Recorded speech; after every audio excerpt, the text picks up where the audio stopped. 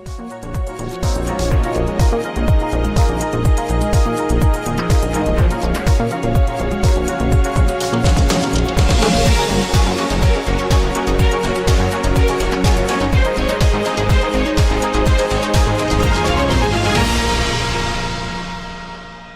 जी, दीपावली का त्योहार पूरे देश में मनाया जा रहा है। किस तरीके से दीपावली मनाई जाती है और क्या कहना चाहेंगे? मैं सर्वप्रथम अपने हिंदू भाइयों को जय श्री राम। या श्री स्वयं सुकृतिनाम भवने स्वलक्ष्मी पापात्मनम हृदय शुभुद्धि श्रद्धा शताम कुल जनानाम प्रभव शलाज्जाम ताम ताम नतास्मे परिपालय देवी विश्वम लक्ष्मीनाथ समारंभाम नाथया मुनि मध्यमाम अस्मदाचार्य पर्यंताम वंदे गुरु परंपराम। मैं हिंदू के सभी सनातन प्रेमी भाइयों को दीपावली की हार्दिक शुभकामना देना चाहूँगा। आपने हमसे पूछा कि दीपावली कैसे मनानी चाहिए, तो मैं आपको बताना चाहूँगा कि दीपावली का जो पर्व है ये दी आली मतलब प्रकाश का, ज्योति का यह पर्व है। दीप आली, दीप मतलब होता है जो प्रकाशित करे, और आली मतलब जो लाइन से हमारे पर्व में पटाखा छोड़ना या लड़ियाँ लगा के दीपावली मनाने का कोई किसी भी शास्त्र में वर्णन नहीं है। हमारे शास्त्र में दीपक जलाने का यह पर्व क्यों मनाया जाता है?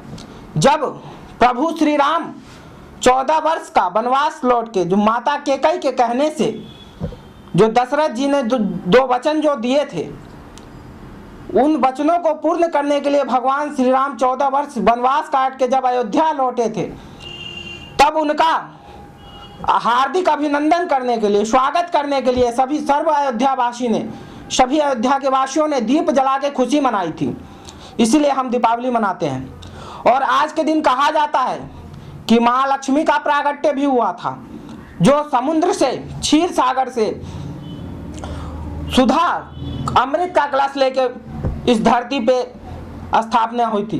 क्या कहना चाहेंगे, किस तरीके से शाम के समय जो है इस त्योहार को कैसे महिलाएं मनाएं, क्या इसके बारे में जानकारी देना चाहेंगे? शाम के समय ये जो दीपावली का त्योहार है, सर्वप्रथम हम दिए लें, उन दियों में बत्ती लगाएं, घी या सरसों का तिल का तेल, घी या तिल का तेल का दीपक हम जलाएं।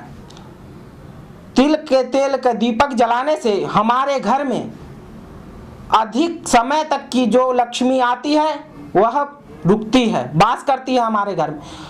अगर सिर्फ कहा जाता है कि हमारे उसमें कहा जाता है कि लक्ष्मी और गणेश जी की पूजा करनी चाहिए, हम केवल लक्ष्मी जी की पूजा करेंगे तो लक्ष्मी जी की जो वाहन है, लक्ष्मी जी का जो वाहन है वह है उल्लू। उल्लू कभी भी स्थिर नहीं रहता है, वह बहुत कम दिखाई देता है। वो जो धन आता है वह कुछ क्षणिक के लिए आया और फिर उल्लू बना के चला जाता है लोगों को।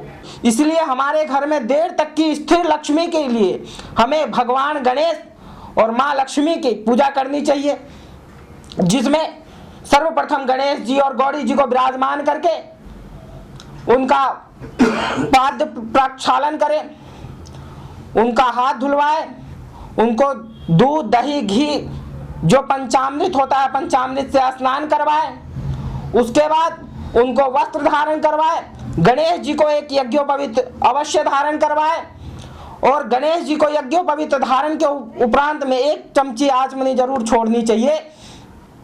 उसके बाद उनको धूप दीप नैवेद्य से उनका पूजन करें, भगवान गणेश जी का प्रार्थना करें, उनका निवेदन करें, और जब लास्ट हो जाए, जब हम सभी पूरा पूजा को संपन्न कर ले, तो गणेश भगवान से प्रार्थना करें कि हे प्रभु, हमने जो आपको अर्पण किया है, हमारे पास यथाशक्ति हमने आपको अर्पण किया है, आप इसे स्वीकार करें, और इस बालक से कोई गलती हो गई हो तो हमें क्षमा करें।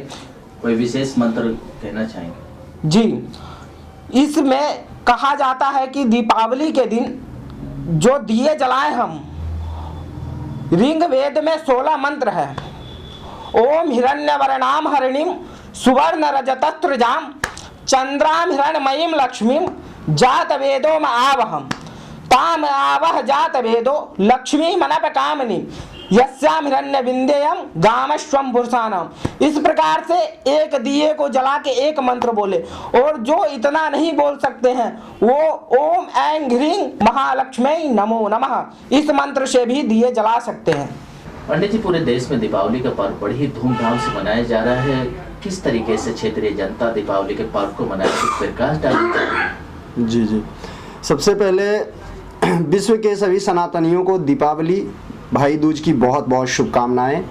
आइए भगवान गणपति और माँ महालक्ष्मी के चरणों में प्रणाम करते हुए हरे यास्त्री स्वयं सुकीर्तिनां भवने स्वलक्ष्मी पापात्मनां कृतधिया हृदये सुबुद्धि श्रद्धाशतां कुलजनां प्रभवा स्वलज्जा तात्वानतास्म परिपालय देवी विश्वम।